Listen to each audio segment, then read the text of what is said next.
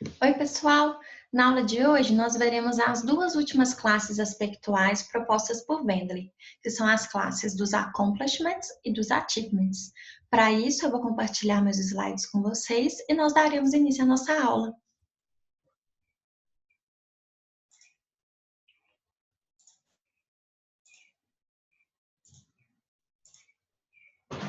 Bom, para a aula de hoje, vocês lerão a continuação do capítulo 4, de aspecto lexical, do livro Introdução à Semântica Lexical, e vocês lerão das páginas 156 a 167. Além disso, vocês também farão os exercícios que eu deixei disponível no Moodle e que nós iremos corrigir na aula da próxima terça-feira. Será uma aula síncrona, portanto. Bom, em relação aos valores aspectuais, os verbos de accomplishment, eles são dinâmicos, porque eles denotam um acontecimento, a realização de um evento. Eles são durativos e são télicos. São télicos porque, novamente relembrando a noção de telicidade, porque se a gente imagina um evento de accomplishment numa linha do tempo, a cada instante dessa linha do tempo é diferente um do outro. Então, se eu tenho uma sentença do tipo João construiu uma casa, o verbo construir é um verbo que denota, que apresenta o aspecto lexical de accomplishment, e ele é um verbo télico, no sentido de que por exemplo, em T1, o João iniciou a construção da casa, em T2 ele estava no meio da construção da casa, e em T3, por exemplo, ele pode ter finalizado essa construção da casa. Então, o evento de construir, ele não é um evento homogêneo, ou seja, ele apresenta fases, né, diferentes quando disposto numa linha do tempo. E por serem durativos e por serem télicos, os verbos de accomplishment, eles se combinam com expressões do tipo em X tempo. Então, o pedreiro construiu a casa em 3 meses, o encanador desentupiu a pia em meia hora, o homem azulejou a parede do banheiro em 1 dia. Quando os verbos de accomplishment acontecem com expressões do tipo por X tempo, eles apresentam uma leitura diferente dos verbos de atividade. Por exemplo, se a gente pegar o verbo dançar, que é um verbo que apresenta um aspecto lexical de atividade, ele se combina com o advérbio com essa expressão, com esse adjunto por X tempo, como em 5. João dançou por meia hora. Então, neste caso, por ser um verbo atélico, em cada instante dessa meia hora, nós podemos dizer que o João dançou. Contudo, quando nós combinamos verbos de accomplishment em 6 e 7 com essa expressão por X tempo, o menino construiu um castelo de areia por meia hora, ou a moça abriu a janela por meia hora, nós não entendemos que em cada minuto dessa meia hora a moça abriu uma janela, ou que em cada minuto dessa meia hora o menino construiu um castelo de areia. O que nós entendemos é que em 6, o menino construiu um castelo de areia por meia hora. Nós entendemos que ele fez essa ação de construir por meia hora e não finalizou, né? Ele ficou lá brincando de construir o castelinho de areia durante um período de meia hora, e quando deu essa meia hora ele cansou e não finalizou a construção, certo? Deste castelo. Ou nós temos a leitura de 7, a moça abriu a janela por meia hora, que pega a leitura do resultado final, de que a janela ficou aberta por meia hora.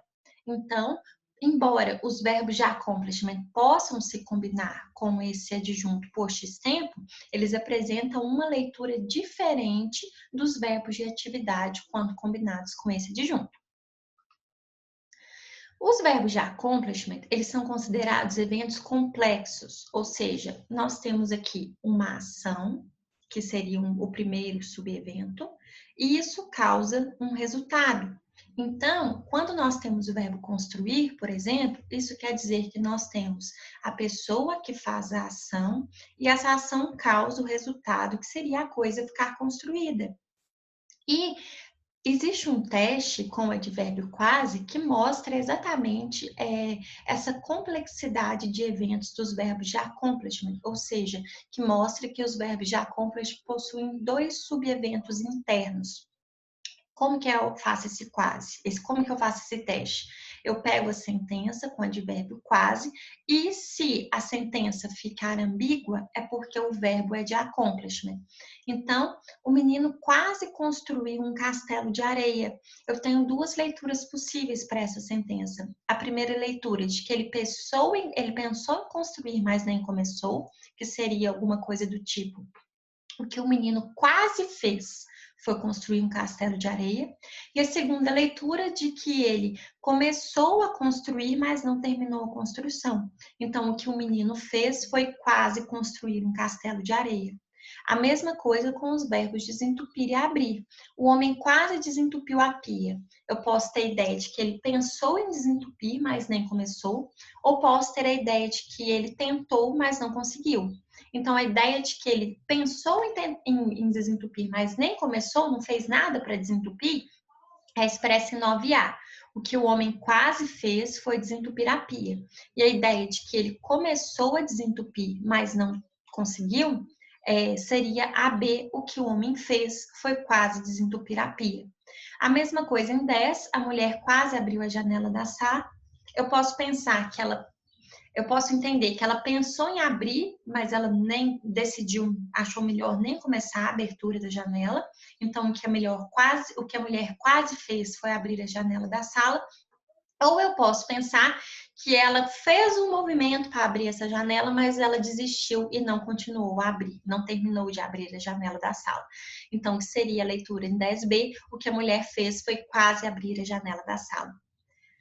Bom, em relação ao aspecto gramatical, os verbos de accomplishment atualizam o perfectivo, como em 11, o menino construiu um castelo de areia, em que essa ação é descrita do ponto de vista externo, como um evento concluído e acabado.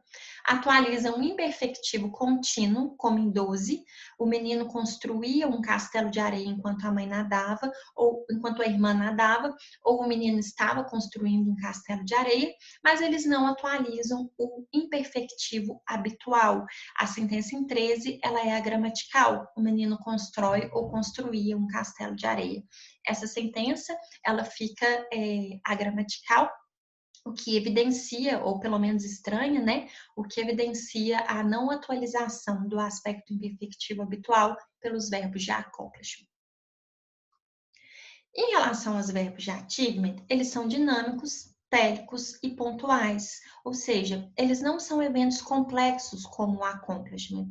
Muitos autores consideram que os achievements falam apenas do resultado final, enquanto os accomplishments falam da ação que causa o resultado, os achievements falam apenas deste resultado final.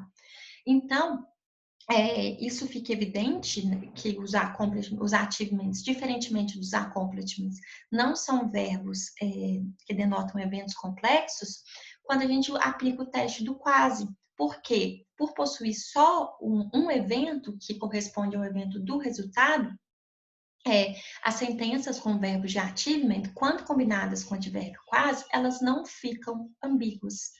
Então, se eu digo, o menino quase chegou na escola, eu tenho só a interpretação de que ele não chegou, porque não tem como ele começar a chegar e parar de chegar.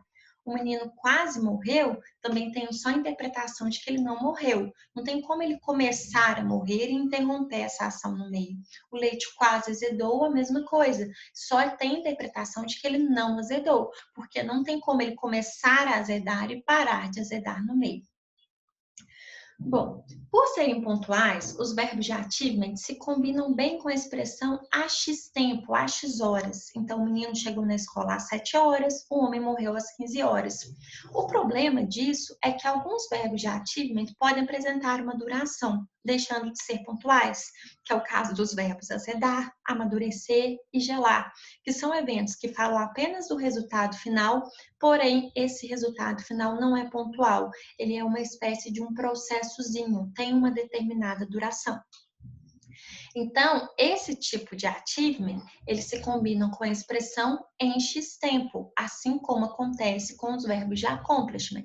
Então, eu tenho a banana amadureceu em uma semana, o leite azedou em 3 dias, a cerveja gelou em algumas horas. Esses verbos que são achievements, que falam apenas do ponto de vista do resultado final, mas que apresentam uma determinada duração, eles são chamados de degree achievements. Então, para falar a respeito desses verbos, Cansada Amaral 2016 propõe deixar de lado os valores aspectuais de duratividade e pontualidade e trabalhar com os valores aspectuais de ausência versus presença de intervalos internos.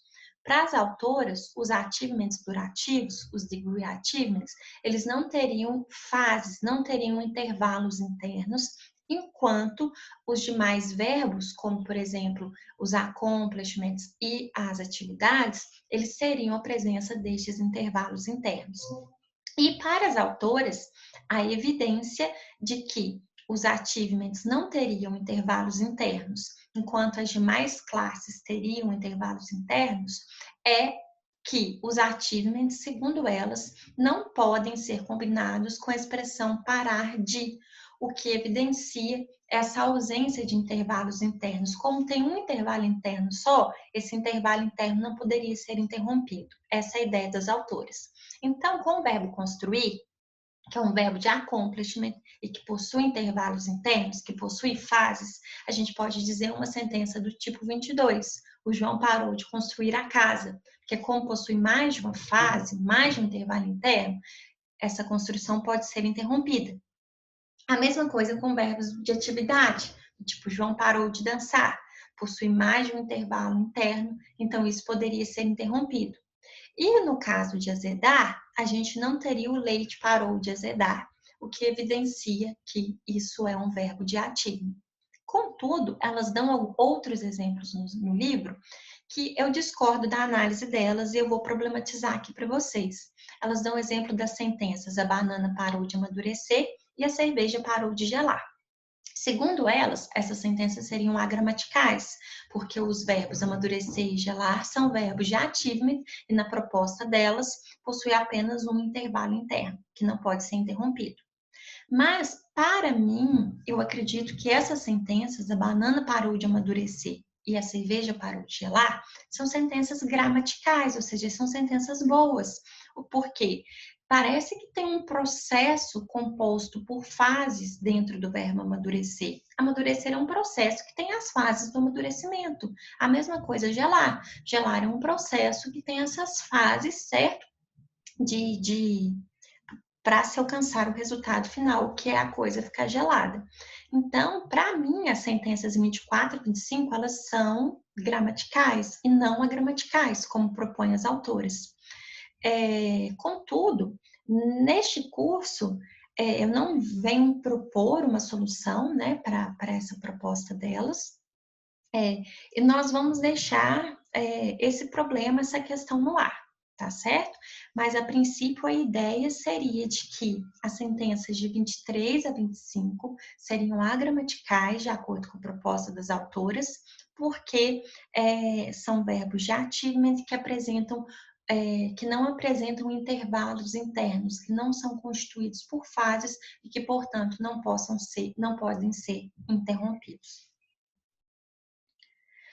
Em relação ao aspecto gramatical, os verbos de achievement atualizam o perfectivo e o imperfectivo contínuo no caso dos degree achievements, mas eles não atualizam o habitual.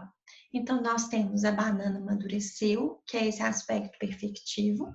A banana estava amadurecendo ou amadurecia lentamente, que é o aspecto imperfectivo contínuo, mas nós não temos a leitura habitual, a banana amadurece ou amadurecia. Bom, pessoal, para a aula de hoje é isso.